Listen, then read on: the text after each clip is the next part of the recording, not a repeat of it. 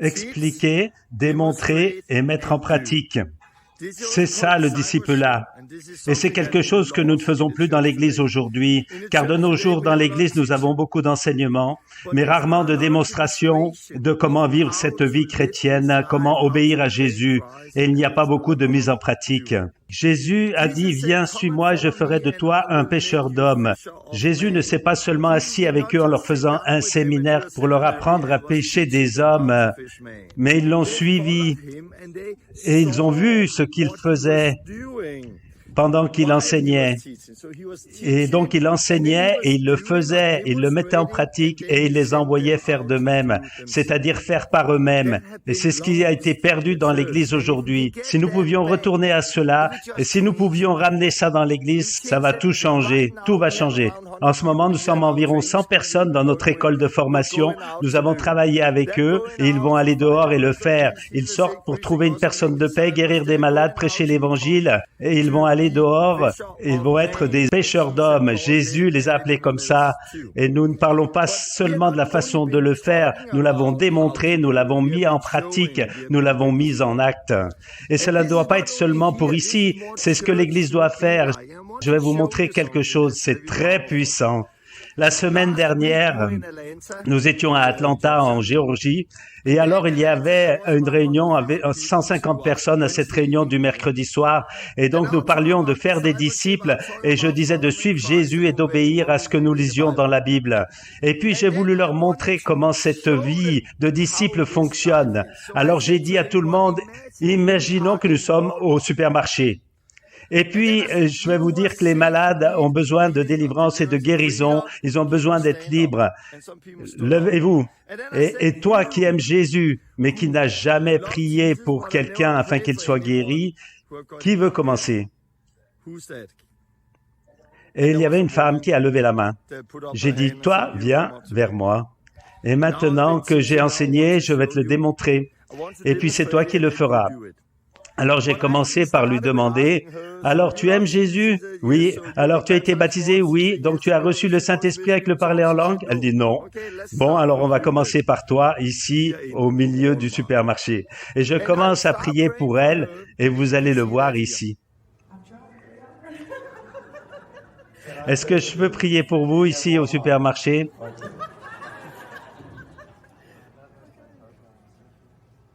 Répète après moi.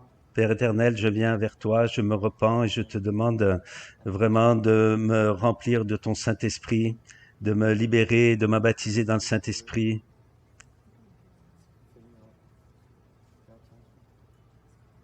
Maintenant.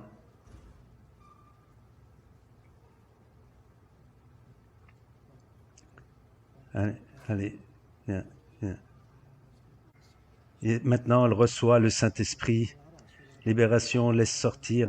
Liberté, liberté. Laisse sortir. Laisse aller. Liberté, libération. Maintenant, elle est aussi libérée d'un esprit de peur. Laisse sortir, libération. Allez, maintenant, dehors, liberté. Liberté, libération. Laisse sortir, laisse aller, ça y est. Ah, ça y est.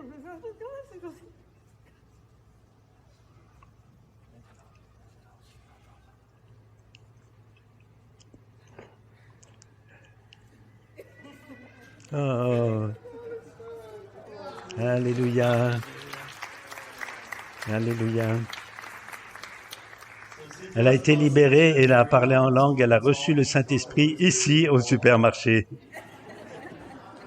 Mais on peut le faire n'importe où, dehors. Alléluia. Et maintenant, je lui apprends à faire de même. Y a-t-il quelqu'un ici qui a une douleur dans son corps, une maladie? Et après qu'elle eut prié et reçu le Saint-Esprit, c'était tellement puissant. Et puis j'ai dit maintenant, c'est à ton tour, viens, suis-moi, je vais te montrer comment le faire. Et puis j'ai pris sa main et nous avons été vers la personne suivante. À la personne suivante, je lui ai montré comment le faire. Et quand elle a prié pour la personne suivante, alors celle-là, elle a d'abord été guérie et ensuite elle a reçu le Saint-Esprit et le parler en langue. Et on va regarder tout ça. Qui a des douleurs? Qui a mal quelque part? Ok, lève-toi. Ok, viens. Alors, on reprend notre sketch. Nous sommes donc au supermarché. On est en train de faire nos courses. Et voilà, on joue le jeu. Ah, bonjour, excusez-moi. Nous sommes un petit groupe et on aimerait parler une minute avec vous, ça va? Est-ce que vous croyez en Dieu? Oui. Bon. Est-ce que vous parlez en langue? Non. Ok. Bon, pourquoi je demande ça? C'est parce que tout le monde prétend croire en Dieu, mais que croit-il vraiment? Et vous savez, on prie pour les gens, on voit des résultats, et ainsi de suite. Vous avez des douleurs dans votre corps? Oui. Qu'est-ce qui vous fait mal? J'ai mal à la nuque et là aussi aux épaules. Et ça fait mal un peu partout, là. Et c'est depuis longtemps? Oui, depuis des années. Oui, depuis des années. Et tu le sens encore? Oui, oui. Bon, alors je vais prier pour elle en premier et ensuite nous prierons pour ceux qui le souhaitent. Alors, on peut prier en posant les mains sur la personne, mais parfois, quand le corps est désaxé et mal aligné, on peut contrôler ses jambes et tout l'ensemble du corps. Est-ce que tu peux t'asseoir sur cette chaise? Bien au fond, bien droit. Alors, je soulève gentiment ses jambes. Détends-toi. Vous pouvez voir la différence maintenant? Vous pouvez voir l'écart? Je pense que c'est à cause de ton dos qu'il y a un souci maintenant. Alors je proclame la guérison dans ton dos. Puis voyons ce qui se passe. Liberté. Maintenant, liberté, liberté, liberté, libération, libération, libération, libération, libération. Comment va ton dos?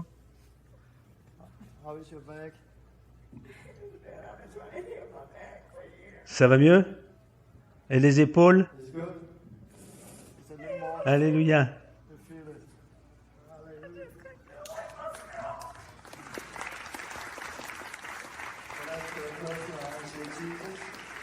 Jésus. Ah, Saint-Esprit, remplis-moi complètement maintenant.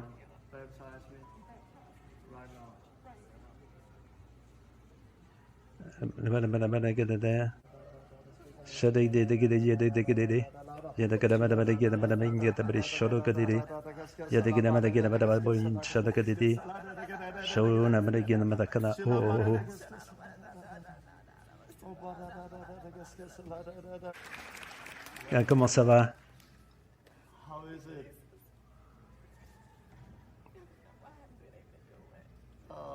Ah, merci Jésus. Vous voyez comme c'est beau. Et ça se passe ici, au supermarché. Mais ça ne s'est pas arrêté là, car maintenant que j'ai enseigné et démontré, alors je lui dis maintenant, c'est à ton tour de prier pour le suivant, qui expérimentera la guérison, la libération. Et elle a prié pour une femme qui souffrait depuis 20 ans. Elle a été guérie. Et on va aller voir ça. Et on continue notre sketch. Et il y avait quelqu'un ici tout à l'heure. Est-ce que tu as mal? Est-ce que tu as des douleurs dans ton corps? C'est à quel endroit? Ressens-tu la douleur dans le cou actuellement? Oui. Ok. Peux-tu mettre ta main sur son cou? Et tu dis que toute douleur s'en aille maintenant. Douleur part. Ne ferme pas les yeux, sinon tu ne verras pas les réactions. Toute douleur s'en va maintenant au nom de Jésus. Essaye, voir comment ça se passe. C'est pareil ou c'est mieux? On recommence. Je commande à toute douleur de partir. J'ordonne à cette douleur de s'en aller au nom de Jésus. Essaye encore.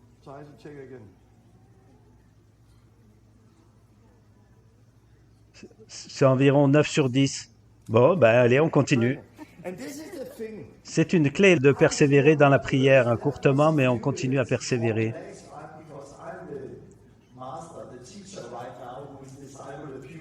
C'est ce que Jésus faisait et c'est ce que nous sommes censés faire. On pratique, on vérifie, on essaye et on continue. Et maintenant? Ah, ça y est. Alléluia, c'est parti. Waouh.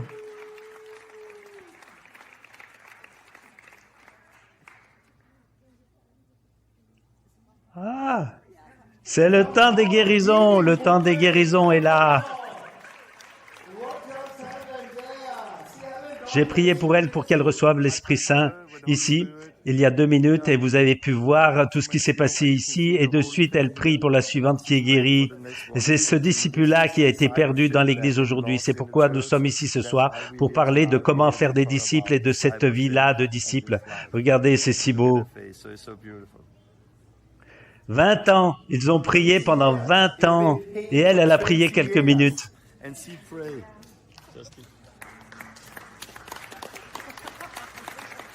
Yeah! Vous avez vu? C'est une démonstration du discipulat, de comment faire des disciples. Alors, comment t'as vécu ça?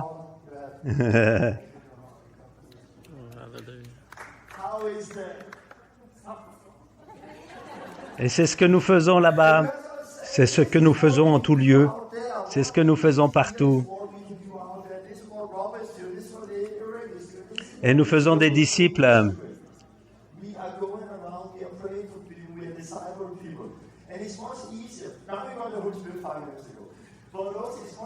Est-ce que c'était difficile? Et ça fait tout parce que tu n'as pas eu la pression.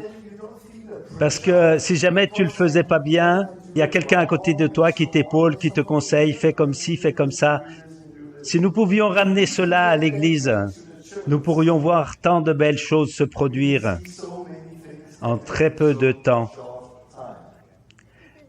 Et c'était si puissant. Et c'est ce que nous avons besoin dans l'Église. Dans l'Église, aujourd'hui, nous devons arrêter d'enseigner seulement. Nous devons enseigner, démontrer et montrer comment on peut le faire et puis après les laisser le mettre en pratique. C'est ce qu'on appelle le disciple-là ou faire des disciples. C'est ce que Jésus a dit, si quelqu'un veut être mon disciple. Alors le principe est que si nous suivons Jésus en tant que disciple, il est notre maître. Si on observe sa vie, si on imite ce qu'il fait, on fait comme lui et on le suit. Il y a de nombreuses années, j'ai suivi un disciple-là, une formation de boulanger. En tant que disciple du boulanger, un apprentissage de boulanger-pâtissier. Je ne savais pas faire du pain. Je ne savais pas faire des gâteaux de mariage. Je suis rentré en boulangerie et mon maître, il m'a appris. Il m'a montré, il m'a démontré. Et puis il m'a laissé faire. Et j'ai appris comment faire un gâteau. Pourquoi? Parce que cette boulangerie-là faisait plus de disciples que beaucoup d'églises n'en font à ce jour. Nous devons arrêter de seulement enseigner et parler. Nous devons obéir. Nous devons expliquer, démontrer, montrer et laisser les gens mettre en pratique. Autrement dit, faire des disciples. Que Dieu vous bénisse. J'espère que cette vidéo vous a été utile. Nous avons d'autres enseignements sur notre site web, les leçons et les formations qui peuvent vous aider et vous montrer comment faire des disciples, obéir à Jésus. Et vous trouverez sur le site thelastreformation.com. C'est sur le YouTube The Last Reformation France. Que Dieu vous bénisse. À bientôt.